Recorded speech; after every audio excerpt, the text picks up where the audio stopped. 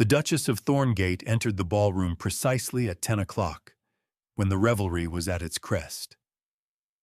She moved not with the timid deference of a newcomer, but with the serene, unhurried grace of a celestial body assuming its rightful place in the firmament. On her arm was the Duke himself, Alistair Beaumont, a man whose stony composure was as famous as his title. But it was not the Duke the assembly watched. It was Frances. Her gown was the color of a midnight sky, a deep, starless silk that absorbed the blaze of 1,000 candles and gave back nothing but shadow. Around her throat lay a single strand of pearls, luminous and cool against her skin. Her dark hair was coiled in a simple arrangement that defied the evening's elaborate fashions, lending her an air of stark, unadorned authority. A silence, profound and instantaneous, rippled outward from the grand staircase. Fans stopped their fluttering. Glasses of champagne, halfway to parted lips, were frozen in mid-air. The music from the orchestra faltered, a violin sighing into quietude. Lord Julian Ashworth, holding court near the French windows, turned his head, a witty remark dying on his lips. His smile did not so much vanish as it did curdle, the handsome planes of his face slackening with a disbelief that quickly soured into dread. Whispers erupted, sharp and sibilant as striking snakes. "Is that Miss Cole? With the Duke? Impossible. Her name is ruined. Look at Ashworth's face. He looks as though he's seen a ghost." Frances did not acknowledge the stares or the murmurs. Her gaze was fixed on one man alone. She and the Duke descended the marble steps, their progress across the parquet floor cleaving a path through the glittering aristocracy of London. When they stopped before Lord Ashworth, the entire ballroom seemed to hold its breath. The Duke gave a stiff, almost imperceptible nod. Frances inclined her head, a gesture of acknowledgement devoid of warmth. From the small satin reticule at her wrist, she produced a slim portfolio of folded papers, bound with a simple ribbon. She held it not as an accuser, but as a secretary presenting a report. The moment stretched, taut and shimmering with unspoken history. To understand how a woman believed to be vanquished could bring the whole of Mayfair to a standstill, one must return to the beginning, to a time before the Whispers and the Cellars, to a place of sunlight and simple, fragrant tea.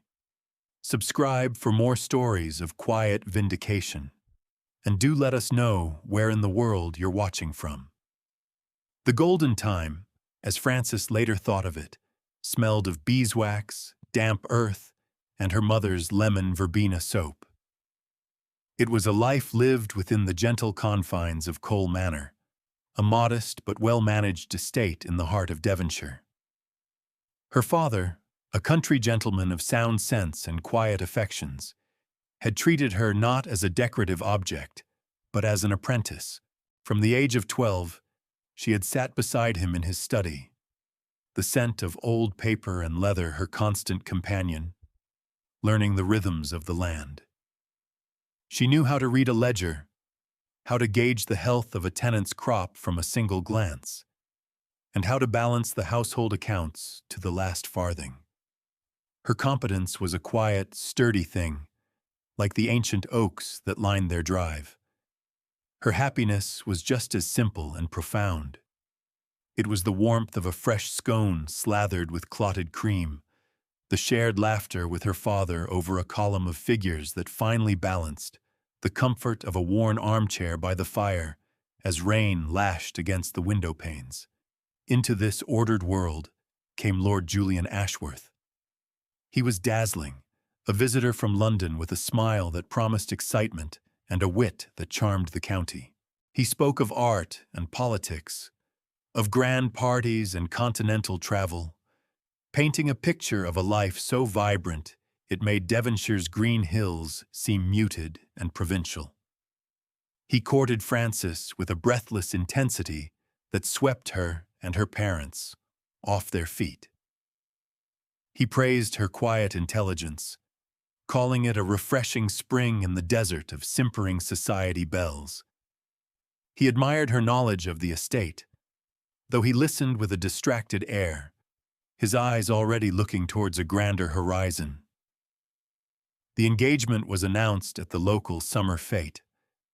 Frances remembered the taste of sugared strawberries and the warmth of Julian's hand holding hers as they received the congratulations of their neighbors. He presented her with a ring, a sapphire surrounded by small, glittering diamonds. "For your eyes," he had murmured, and she had blushed, her heart aflutter with a feeling so new and bright it felt like standing in the sun. Preparations for the wedding began at once. Bolts of ivory silk and Brussels lace were ordered from London. Her mother began stitching her dowry linens, her needle flying with happy purpose. The meals at Cole Manor became celebratory feasts: roast pheasant with bread sauce, glazed carrots from their own garden, and trifle layered with sherry-soaked sponge and thick yellow custard. In those months, Frances believed she was the most fortunate woman in England. She was loved, not for a pretty face or a title, but for her mind and her character. Julian was to be her partner, the man with whom she would build a life that combined his worldly glamour with her steady, practical goodness. She could not see the faint cracks already forming in the gilded facade of her happiness, the subtle condescension in his tone when she spoke of crop rotation, the way his eyes would glaze over when her father discussed drainage tiles. She saw only the promise, the brilliant future reflected in the depths of her sapphire ring, and she believed in it with all her innocent, capable heart. The erosion began not with a thunderclap, but with the drip of cold water on stone. It started on their first visit to London after the engagement, when Julian took her to a soirée at the home of a viscount. She had worn her best gown, a simple but elegant dress of moss-green silk. Julian, upon seeing her, had frowned slightly. "Charming, my dear," he said, the word charming suddenly sounding like an insult. "Very pastoral." In the drawing room, heavy with the scent of perfume and hot wax, he introduced her to his friends. They were women with impossibly intricate hairstyles and gowns that shimmered with beads and metallic thread, men with cynical smiles and an air of bored amusement. When one of them asked Frances her opinion on the latest Italian opera, she admitted she had never had the opportunity to see one. A ripple of polite, dismissive laughter went through the group. Julian had squeezed her arm, a gesture not of support, but of warning. Later in the carriage, he had sighed. "Frances, darling, you must try to keep up. These are important people. One cannot simply talk about, well, about sheep." The small humiliations accumulated. At a dinner party, she ventured a comment on the corn laws, a topic her father had debated with her for years. Julian had cut her off with a light laugh. "My sweet Frances concerns herself with the price of bread for the tenants. Leave the dreary business of Parliament to us, my love." The table chuckled, and she felt a hot flush creep up her neck. He began to manage her. He would suggest she rest upstairs with a headache when his more sophisticated friends called. He corrected her choice of books, replacing her well-thumbed volumes on agriculture with fashionable French novels she found tedious. He took over the planning of their wedding, waving away her carefully calculated budgets with a flick of his wrist. "Leave the details to me, Frances. You have a talent for making things frugal. A wedding should be a spectacle, not an accounting exercise." He was carving away at her competence, piece by piece, trying to shape her into a beautiful, brainless ornament. The cruelest blow was a conversation she overheard through the half-open door of his London study. She had brought him a cup of tea, just as he liked it. His mother, Lady Ashworth, a woman with a face like a clenched fist, was with him. "Is simply not suitable, Julian," his mother was saying, her voice sharp. "She has no fortune to speak of, and her country manners are an embarrassment. That dreadful green dress. She looked like a milkmaid." Julian's voice was weary, but not defensive. "I know, mother. But her father's land adjoins the Blackwood parcel. Acquiring it is essential for the syndicate. Once the contracts are signed and the manor is legally mine through marriage, her simplicity can be managed. We will keep her in the country." Frances stood frozen in the corridor, the teacup trembling in her hand, the hot liquid scalding her fingers. He was not marrying her. He was acquiring her. She was a key to a land deal, a piece of a larger financial scheme. Her love, her competence, her very self, they were merely assets to be absorbed and then hidden away. The breach of promise suit came 2 months later. He manufactured a public argument, accused her of coldness and an unfeminine preoccupation with business, and declared their engagement void. His lawyers painted her as a grasping, ambitious woman who had tried to trap him. The gossip columns feasted on the scandal. Frances Cole, the clever country girl, was recast as a provincial schemer.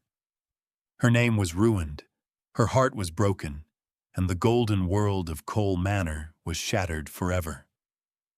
Her father, weakened by a failing heart, died a month after the verdict, the shame and the legal costs having broken his spirit. With the estate now in the hands of creditors aligned with Lord Ashworth, Frances was left with nothing but a small valise and a name that closed every respectable door in her face.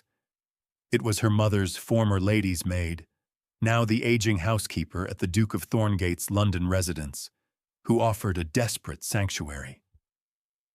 Mrs. Gable, a woman of fierce loyalty and quiet compassion, smuggled Frances into Thorngate House and gave her a cot in the vast, labyrinthine wine cellar. "It's not much, my dear," the housekeeper had whispered, her face etched with worry. "But it is safe. No one ever comes down here but me." And so Frances began her life in the shadows, her world shrinking to the damp, cool dark, the scent of dust and aging wine her only company. By day she helped Mrs. Gable in secret, mending linens in the windowless sewing room, polishing silver in the butler's pantry until her fingers ached.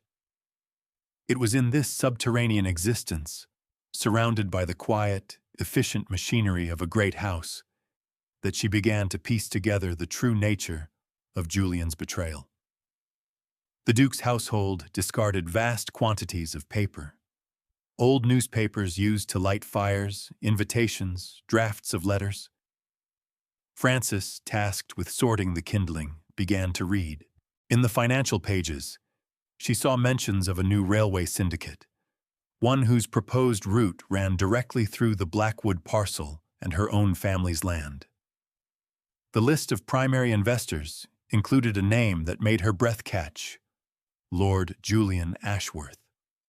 One evening, as she silently cleared away the dessert plates from a dinner party held in the main dining room, she heard his voice.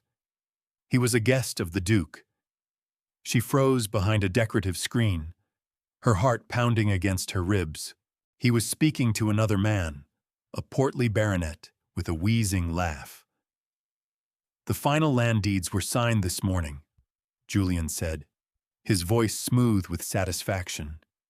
"The old man Cole's death was most convenient, cleared the last obstacle. The girl is ruined and out of the way, and the land is ours. The shares will triple in value once the route is announced." The baronet chuckled. "Clever work, Ashworth.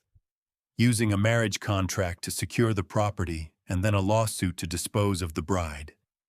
Devilishly clever." Frances felt a cold, clear rage replace her grief. This was not merely a broken heart.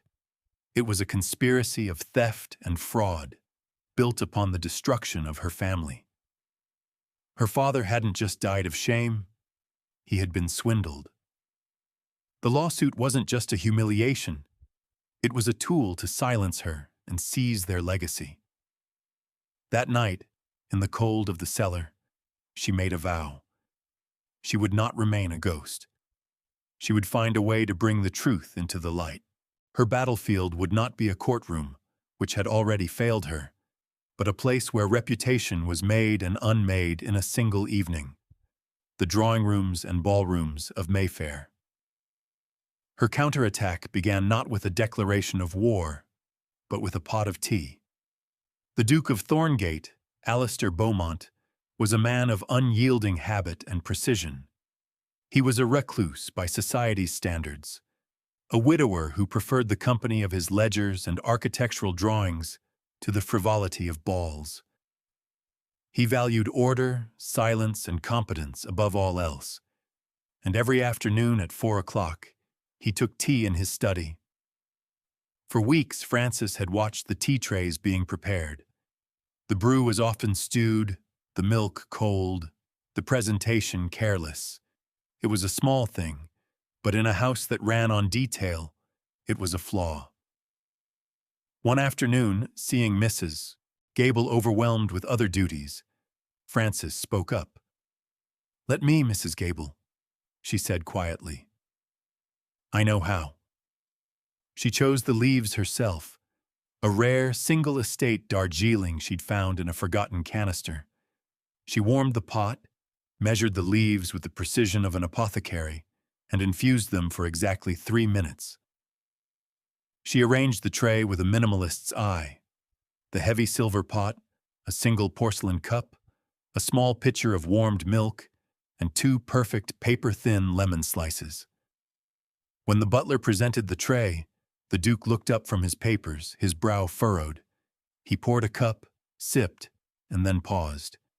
He sipped again, a look of faint surprise on his stern face. He drank the entire pot. The next day, he said to his butler, "The tea yesterday was excellent. See that it is prepared in the same manner from now on." And so it was. Every day, Frances prepared the Duke's tea, a small, anonymous ritual that became her anchor. She began to apply her quiet competence to other areas of the household. She reorganized the linen closets, creating a system of such flawless logic that the maids wept with gratitude. She discovered an error in the butcher's accounts that had cost the estate hundreds of pounds over the years. Mrs. Gable would present these improvements as her own, but the Duke, a man who noticed everything, began to grow suspicious.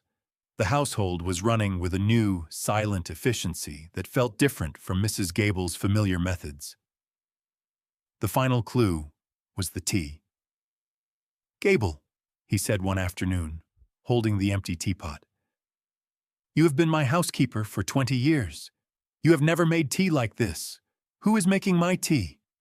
Mrs. Gable, unable to lie to the man she had served her entire life, confessed everything.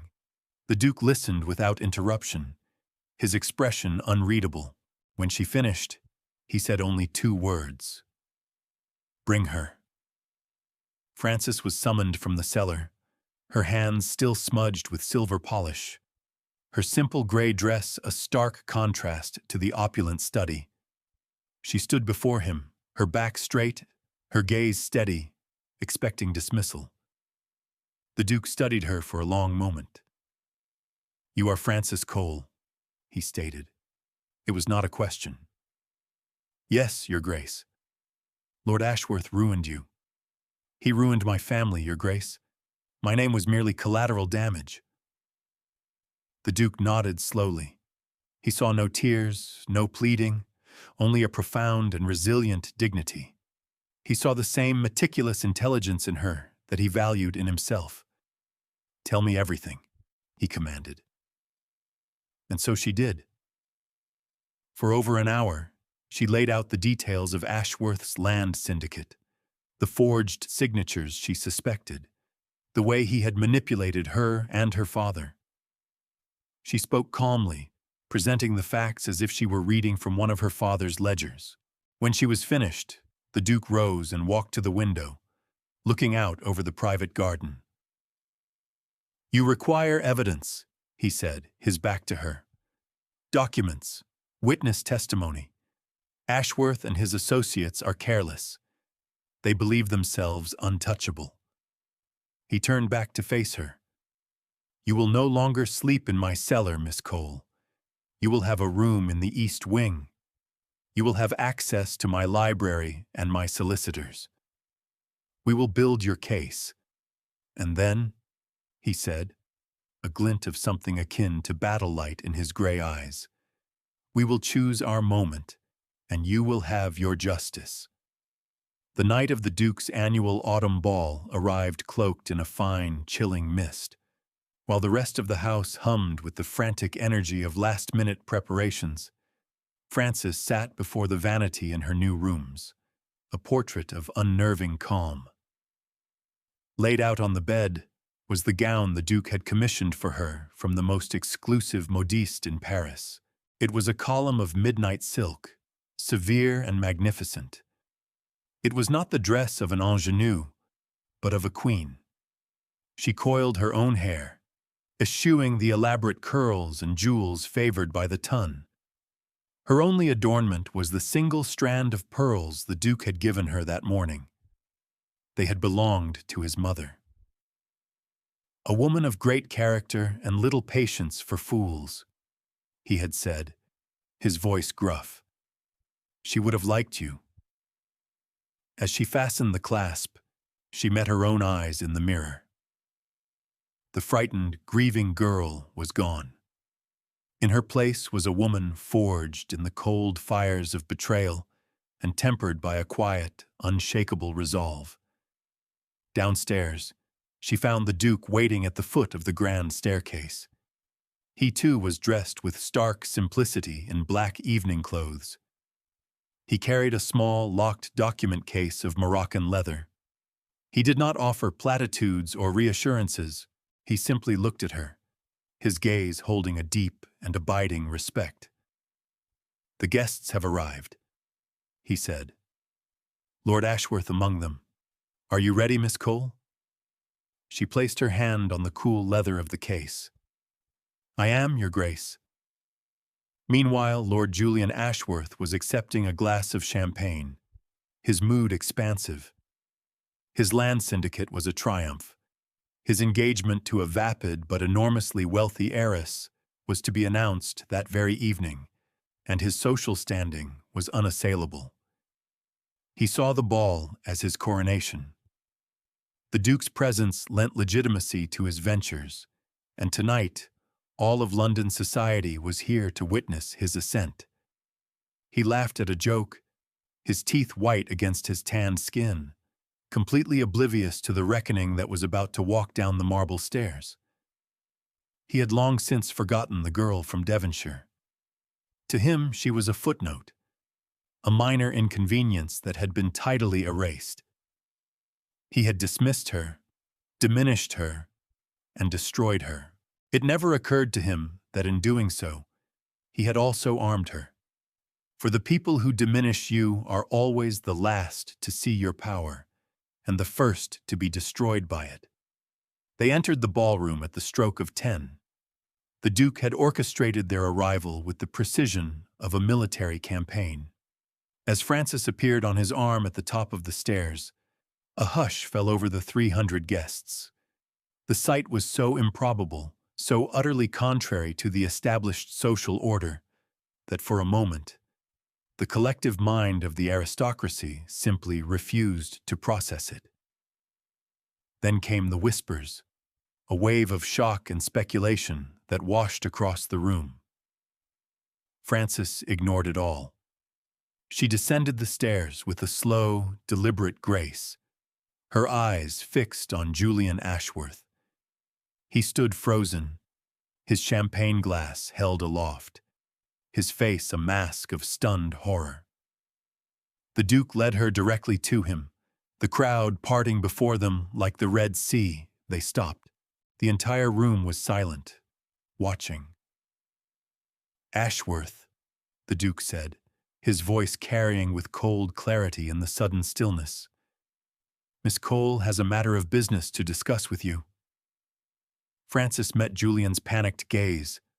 Her own expression was serene. From her reticule, she produced the ribbon-bound portfolio. With steady hands, she untied it. "My lord," she began, her voice quiet but resonant, pitched to carry. "You will recall these documents. They are the deeds to my father's estate, transferring ownership to your syndicate upon our marriage." She held one up for him to see. "And this," she continued, producing another paper from the Duke's leather case, "is my late father's letter to his solicitor, dated the day before his death, explicitly stating his refusal to sell the land to you at any price, as he had come to believe your railway scheme was fraudulent." A collective gasp went through the room. Ashworth's face was ashen. This is preposterous," he stammered. "A forgery." "Is it?" Frances asked softly. She produced another document, a tracing of his signature from the fraudulent deed, and next to it, a tracing from the breach of promise suit he had filed against her. They were demonstrably different. "It seems your forger grew careless, my lord, as did your co-conspirators."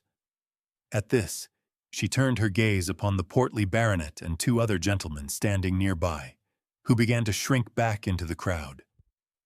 Gentlemen who, according to the Duke's sources, sold their own lands to the syndicate at an inflated price, with the secret understanding they would buy back their shares after the price collapsed for the other investors. The scandal was now laid bare, a shocking tableau of greed and deceit in the heart of the glittering ballroom.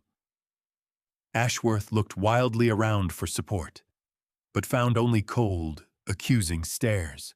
His world was collapsing in real time. He opened his mouth to protest, to deny. But Frances spoke first, delivering the final, devastating blow. Her voice was not raised, yet it cut through the silence like a shard of glass. "My lord, you sued me for a broken promise, when your entire fortune is built upon broken laws." A profound silence followed her words. There was no defense, no reply. The truth, spoken so simply, was absolute. Without another glance at the ruined man before her, Frances turned. The Duke offered his arm, and together they walked out of the ballroom, leaving behind the wreckage of a man's reputation and the stunned silence of a society that had just witnessed its own judgment. In the weeks that followed, the consequences of that single evening cascaded through London society. Lord Ashworth's ruin was swift and total. His creditors, no longer held at bay by the promise of the railway syndicate, descended like vultures. The investors he had defrauded, now armed with the Duke's evidence, initiated legal proceedings that stripped him of his remaining assets. His heiress immediately broke their engagement, her family horrified to be linked to such a public scandal. He was struck from the lists of every gentleman's club, and his invitations ceased entirely. Within a month, he had fled to the continent, a pariah with nothing left but his tarnished title. His co-conspirators fared little better. The baronet was forced to sell his country seat, and the others were mired in lawsuits that would drain their fortunes and their standing for years to come. Frances, however, did not linger to watch them fall. 2 months after the ball, she married the Duke of Thorngate in a quiet ceremony at the parish church on his country estate, attended only by a handful of tenants and a beaming Mrs. Gable, who was now the official chatelaine of Thorngate Manor. Frances assumed her new title of Duchess not as a prize, but as a responsibility. The world expected her to preside over drawing rooms and patronize fashionable charities, but she had other plans. Drawing on the knowledge her father had given her, She delved into the management of the Duke's vast estates, which had been capably but uninspiredly run for decades. She walked the fields with the tenant farmers, discussing crop yields and soil health. She reopened a derelict school for the estate children, personally overseeing the curriculum. She restructured the household accounts at all three of the Duke's properties, saving the estate a small fortune through the elimination of waste and inefficiency. Her competence, once dismissed and derided, was now the engine of a thriving community. People began to speak of the new Duchess not in terms of her beauty or her gowns, but with a deep and abiding respect for her wisdom and her quiet, practical kindness. She built her new life not on the ashes of her revenge, but on the solid foundation of her own character. One crisp autumn afternoon, a year after her marriage, Frances was walking through the newly restored rose gardens of Thorngate Manor. The air was cool and smelled of wood smoke and damp leaves. She paused to admire a late-blooming damask rose, its petals a deep, velvety crimson. A footman approached her, his expression hesitant.